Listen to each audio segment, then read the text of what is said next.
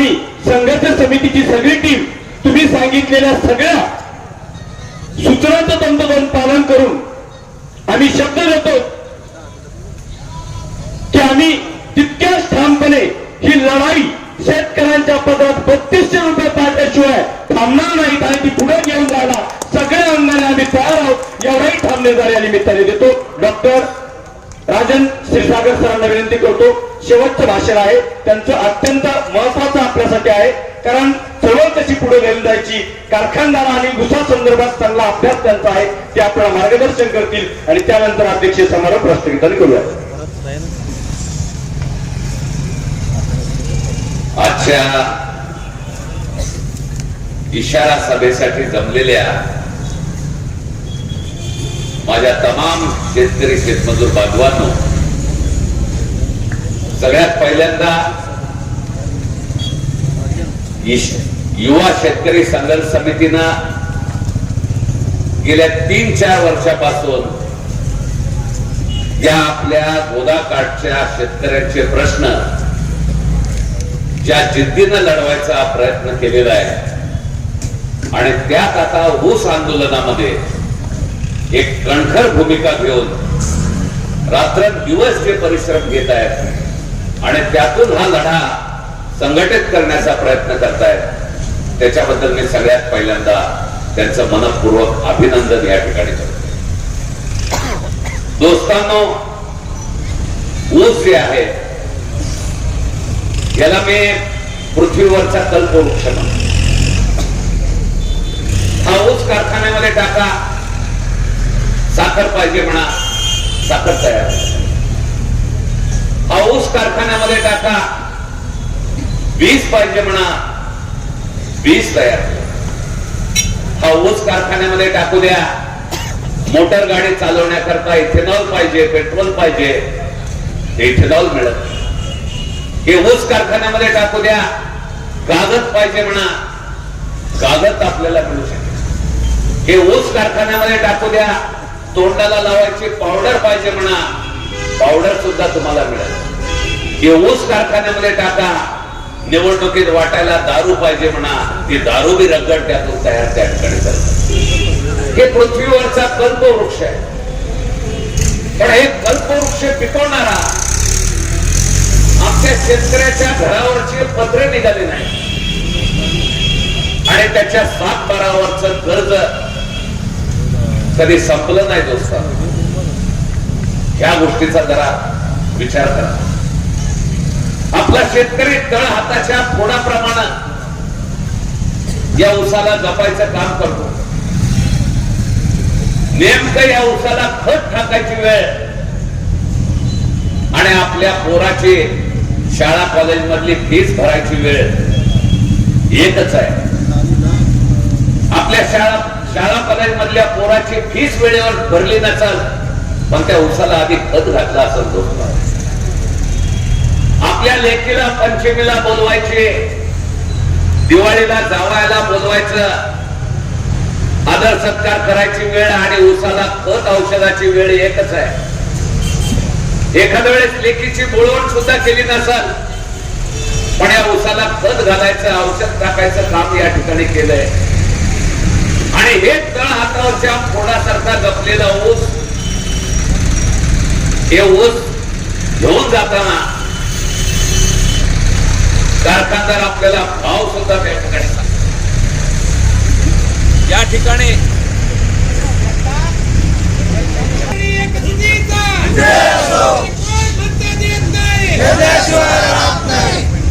हे खेळ तर आता सुरू झालेला आहे. अजून बऱ्याच खेळाला सामोरं जावं लागणार आहे. तुम्ही फक्त इथं अंधार नाही केलेला, आमच्या शेतकऱ्याच्या जीवनात केलेला अंधार आहे. हे अंधार मिटवून टाकण्याकरता आमची एकजूट झाली. कारखान्यामध्ये ऊसाची पहिली मुळी टाकायच्या अगोदर कारखान्यानं भाव जाहीर केला पाहिजे. हे कारखान्यावर बंधन आहे. पण या महाराष्ट्रामध्ये 134 कारखान्याने हंगाम संपून 1 साल जरी झालं तरी गेल्या वर्षीचेच पैसे दिले नाहीत. मग नव्याचा भाव करायची तर लय लांबचीच गोष्ट त्या ठिकाणी राहते. जरा विचार करा, ऊस उत्पादक म्हणजे जरा मातब्बर शेतकरी समजला, पण आपली अवस्था काय आहे त्याच स्वतःकडे अगोदर बघायला लागतं. या आजूबाजूच्या तीर्थपुरीतल्या कुठल्याही दुकानामधली कोणतीही वस्तू घ्या, त्या वस्तूवर किंमत छापलेली आहे. तुम्ही औषधाची गोळी, त्याच्यावर मॅक्झिमम रिटेल प्राइस छापलेली आहे, अधिकतम विक्री मूल्य. कपाळावरची टिकली घ्यायला जा, त्याचं देखील अधिकतम मूल्य हे छापलेलं आहे. वही पुस्तक घ्यायला जा, त्याचं MRP छापलेली आहे. मग आमच्या शेतकऱ्याच्या मालाची किंमत ही का नीट ठरत नाही, आणि ठरली तरी ती आम्हाला का मिळत नाही? FRPचा आकडा सांगितला आणि FRP बद्दलची चर्चा जगदीशने या ठिकाणी केलेली आहे. एकमेव ऊसाचं पीक आहे की ज्याला पैसे जर नाही दिले तर कारखान्यावरती दंडात्मक कारवाई करण्याची तरतूद त्या गेम कंट्रोल ऑर्डर मध्ये आहे. पण कुठला कारखाना, या ठिकाणी किती कारखान्यावर प्रशासनानं कारवाई केली उदाहरण सापडत नाही. बकाया त्या ठिकाणी दिसतो. मोजकी उदाहरणं सापडतील जिथं कारखान्याला सील लावून जे आहे ते शेतकऱ्यांचे पैसे या ठिकाणी द्यावे लागतात. आज या ठिकाणी जे आहे ते आपण बघा की पश्चिम महाराष्ट्रामध्ये कोल्हापूरकडं ऊसाचा भाव 3,756 रुपये, तेलंगणामध्ये भाव 3,720 रुपये, पंजाब मध्ये थोडी वेगळी पद्धत आहे. त्याची SAP राज्य सरकारनं ठरवलेली भावाची किंमत 4,100 रुपये. अरे पश्चिम महाराष्ट्रातल्या ऊसाचा भाव 3,756. आम्ही नांदेड मध्ये आंदोलन करू लागलो. त्या नांदेडच्या आंदोलनात एक तेलंगणातला कारखानदार आला, म्हणला 3150 मी जाग्यावर इथं द्यायला तयार आहे, पुढची सगळी वाहतूक मी करायला तयार आहे. 3,720 रुपये आज तेलंगणातला भाव आहे. आता पश्चिम महाराष्ट्रात ते भाव आहे, तेलंगणात पण भाव आहे. म्हणजे पश्चिम महाराष्ट्रातल्या ऊसामध्ये साखर भरलेली आहे आणि त्याच्यातून साखर निघते, आणि आमचा ऊस गाळल्यावर काय त्याच्यातनं मीठ पडायला लागले का? हरामखोरांनो, जरा ह्याचा सवाल विचारायला या ठिकाणी का हे खेळ या ठिकाणी सांगितला.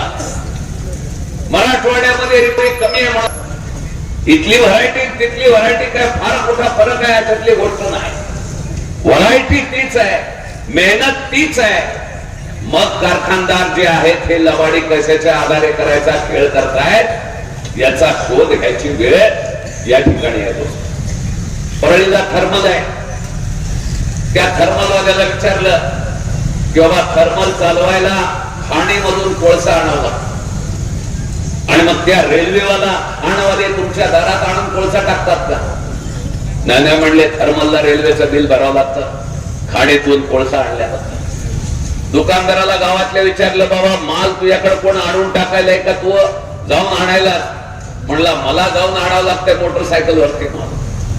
म्हणजे ऊसाचा धंदा अशा कशामुळं ही कारखाना चालवायचा आहे कारखानदाराला, आणि त्या तोडणी वाहतूक खर्चातला 1 किलोमीटर सुद्धा नाही, सगळ्याच्या सगळा खर्च शेतकऱ्याच्या बोकांडीवर मारायचा कार्यक्रम हे या देशामध्ये किती वर्ष या ठिकाणी चालणार आहे? जरा विचार करा दोस्तांनो. 12 किलोमीटरची वाहतूक असले 40 किलोमीटर वाहतूक करून दाखवली गेलेली. दरवर्षी 8,000 कोटी रुपये या तोडणी वाहतुकीमधला खर्च आहे. या तोडणी वाहतूक खर्चामध्ये काय पैसा शेतकऱ्याचा आहे? शेतकऱ्याच्या FRP मधून कपात झालेला तोडणी वाहतूक खर्च आहे.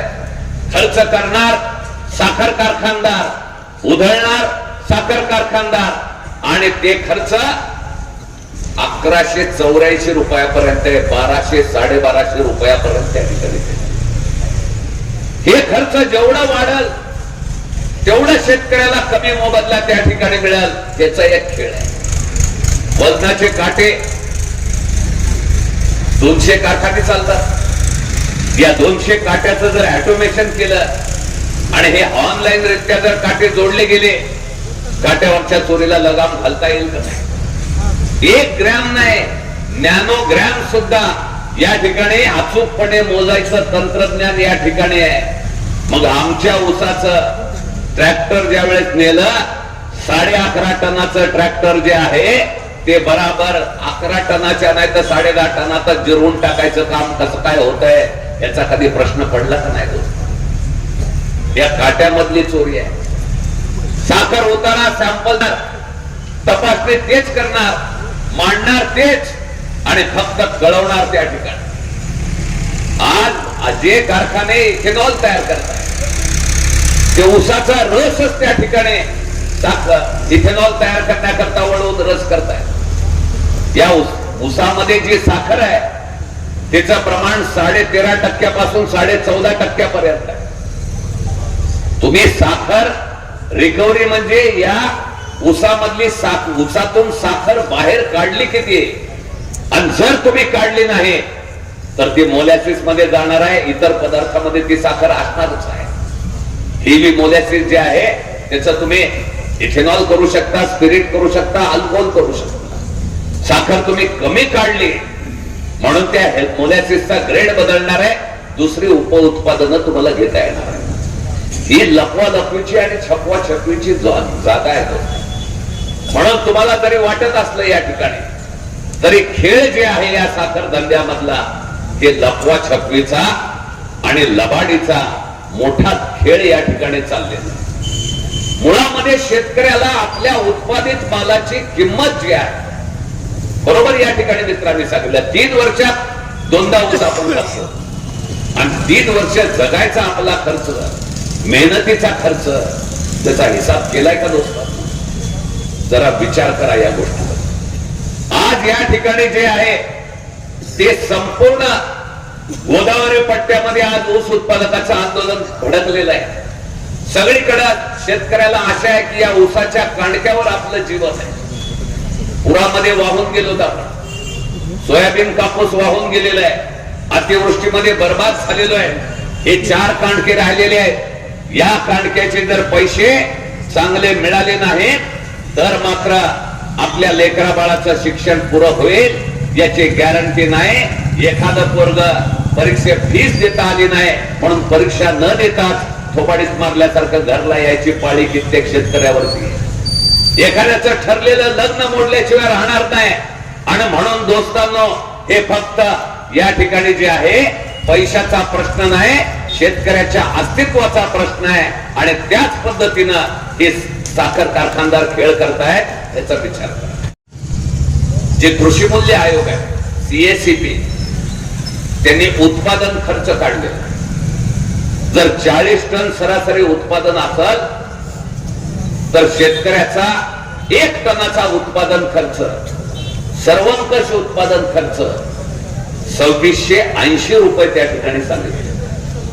आणि मराठवाड्यातले अनेक कारखाने हे 2200-2400 पर्यंत 2400 रुपये त्या ठिकाणी द्या. 2400चा आकडा का सुरू झाला?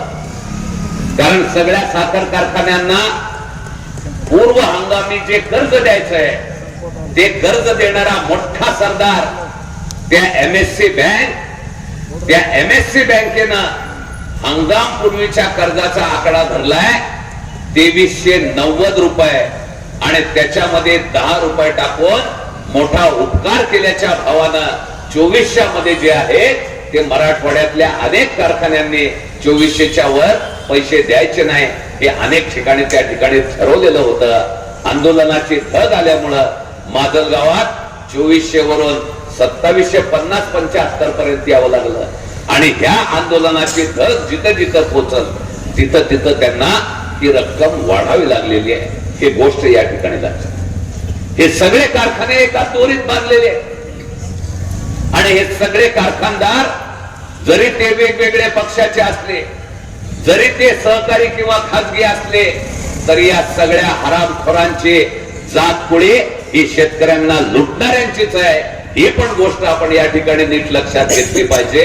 आणि त्या लुटीच्या विरुद्ध आज लढण्याचा आपला इशारा जो आहे तो आजपासून द्यायचा की 2680 रुपये ह्याचा जर उत्पादन खर्च तुम्ही काढला जे स्वामीनाथन कमिशनचं सूत्र आज देशातल्या शेतकऱ्यांच्या ओठावरती आहे की शेतकऱ्याला किंमत काय मिळाली पाहिजे, निदान 50% मुनाफ्यावरनं त्याची किंमत ठरली पाहिजे.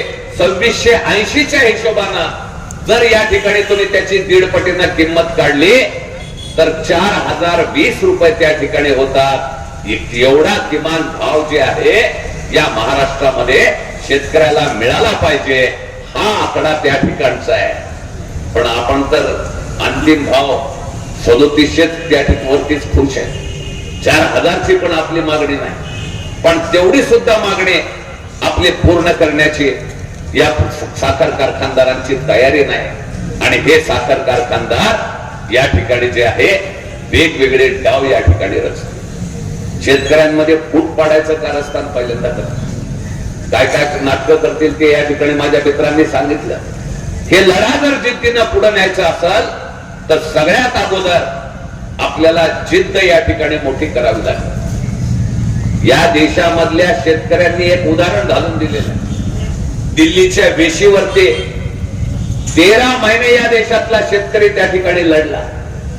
या 13 महिने दिल्लीला वेढा घातणाऱ्या शेतकऱ्याला उठवण्याकरता काय काय प्रयत्न झाले. थंड पाण्याचे फवारे मारले व रस्ते खोदून टाकले, वाटे खिळे लावले, जेणेकरून त्या शेतकऱ्यांनी मागं हटावं.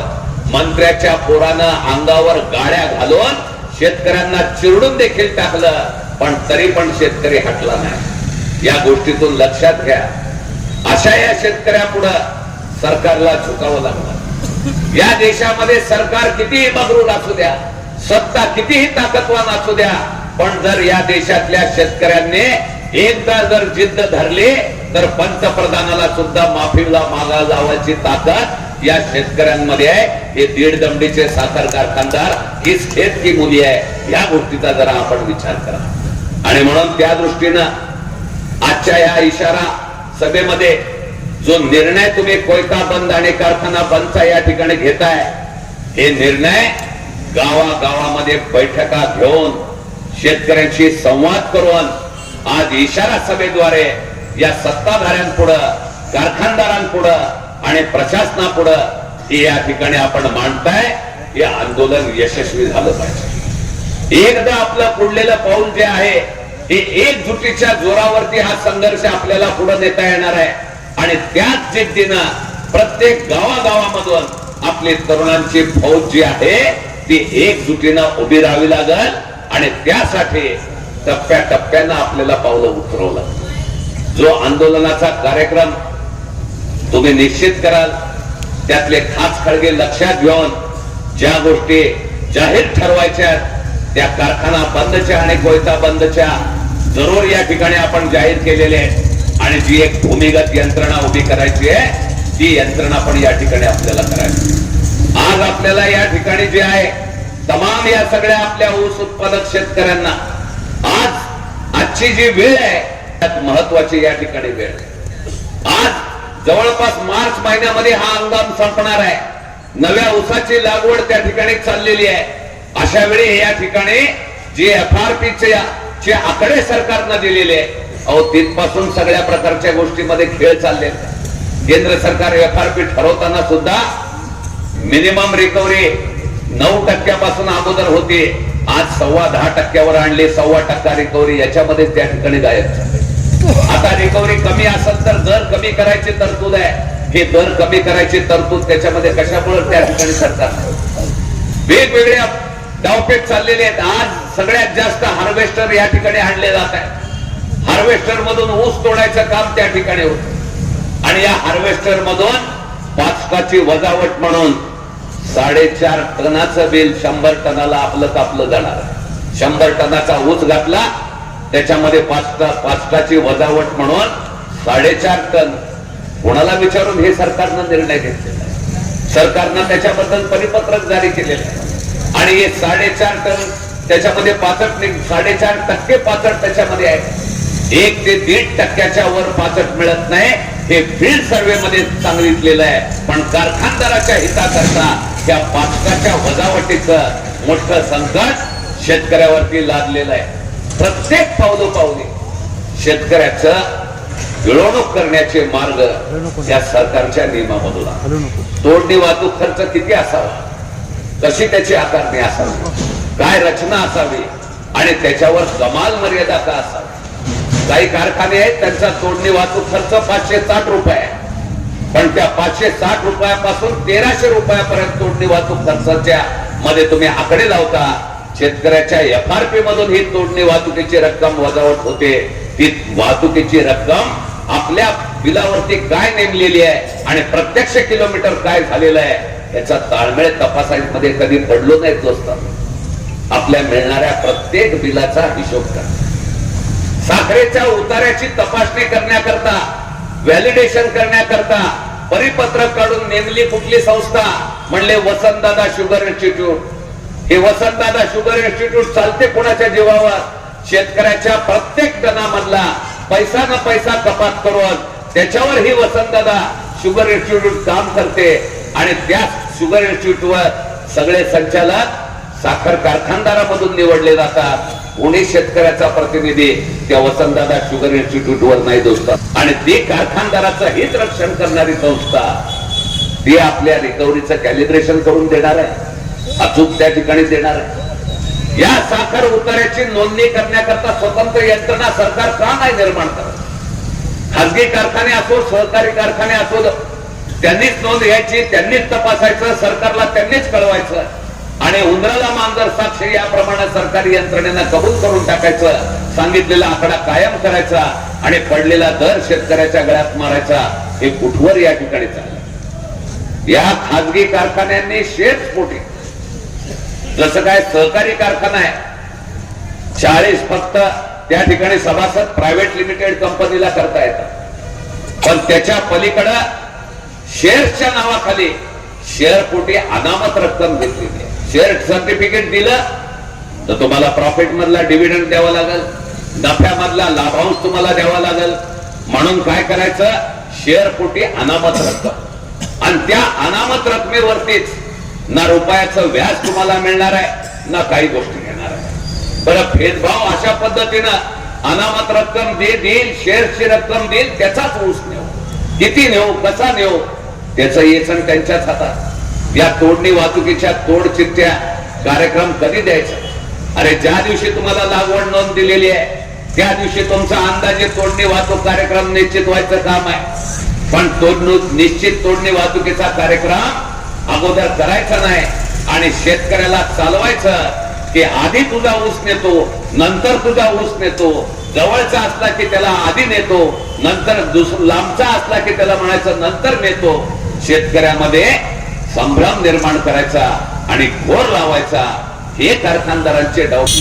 पण जर एकजुटीनं ही आपल्या युवा ऊस उत्पादक संघर्ष समिती जर एकजुटीनं याच्याबद्दल लढायला जर लागले तर त्यांना हा तोडणी कार्यक्रमामध्ये मधले सुद्धा खेळ जे आहेत ते करता येणार नाही. पावलोपावली ह्या गोष्टी आपल्याला करता येतात. या सगळ्या शेतकऱ्याच्या पिळवणुकीमध्ये एक मूलभूत बदल करायची वेळ आली, कार्यप्रणालीत एक बदल करायची वेळ आली. पण हे बदल करण्याची सुरुवात जी आहे ती मागणे 3200ची पहिली उचल काही फार अवघड गोष्ट आहे अशातली गोष्ट नाही. हिशोब सांगितलेला आहे, मी रिपीट करत नाही. पण 3200च्या उचलीपासून जर आपण सुरू झालो तर ह्या पुढच्या सगळ्या पिढ्यानपिढ्याचा जे ऊस उत्पादकावर चाललेला अन्याय आहे त्याच्या विरुद्धचा एक मुकाबला या ठिकाणी निर्माण करतात. आज 1.5 लाख टन साखर निर्यातीचा उद्दिष्ट सरकारनं ठेवलं आणि हे साखर निर्यात करताना तुम्हाला काय सरकार करतंय की या साखर निर्यात करताना या निर्यातीसाठी अनुदान किती देत आहे? या साखरेच्या पोत्याची चढ उतार करण्याकरता साखरेच्या पोत्याच्या हमालीच्या खर्चापोटी 6000 रुपये टन हे केंद्र सरकार त्याच्याकरता अनुदान साखरेच्या पोत्याच्या हमाली करता त्या ठिकाणी देते. पण त्या ठिकाणी विचार करा, त्याच्यामुळे या कुठल्या भावामध्ये कारखानदारांना या ठिकाणी ह्या सगळ्या गोष्टीचा लाभ मिळतो आणि त्या पार्श्वभूमीवर आपल्या पदरामध्ये काय मिळतं? 2680 तर उत्पादन खर्च आहे आणि त्याच्यामध्ये मोटर आपल्या जळाल्याचा हिशोब नाही. त्याच्यामध्ये आपला 3 वर्षामधले 2दा ऊस घातला त्याच्यातल्या 1 सालाच्या लागवड खर्चीचा हिशोब नाही. हे जर तुम्ही त्या ठिकाणी केलं तर मग तुम्हाला लक्षात येईल की आज ज्या भावामध्ये ऊस घालायलो त्या ठिकाणी जे आहे या ऊस घालून डोक्यावरचं कर्ज वाढवायचं काम काढलं आणि म्हणून 3200ची जी मागणी केलेली आहे आणि पुढची जे 3600चे फायनल बिल मागितलेलं आहे त्यासाठीचा हा लढा निश्चितपणानं माजलगावच्या शेजारी असलेल्या गोदाकाठच्या आपल्या या अंबड घानसंगवे या ऊसानं समृद्ध असलेल्या भागामधला हे लढा फक्त मराठवाड्याला नाही तर संपूर्ण महाराष्ट्राला एक झणझणीत अंजन घालणारा लढा झाला पाहिजे. त्या जिद्दीनं त्या एकजुटीनं आपण सगळ्या युवकांनी याच्यामध्ये भागीदारी करावी. या संघर्षामध्ये आपण ज्या ज्या वेळी हात द्याल तुमच्याला खांद्याला खांदा लावून तुमच्या या लढ्यामध्ये सोबत मी नक्की असेल एवढं आश्वासन करून माझे 2 शब्द संपवतो. धन्यवाद. धन्यवाद डॉक्टर साहेब. आता एक शेवटच्या अध्यक्षीय समारोप आहे. फक्त 5 मिनिटं वेळ घेतील.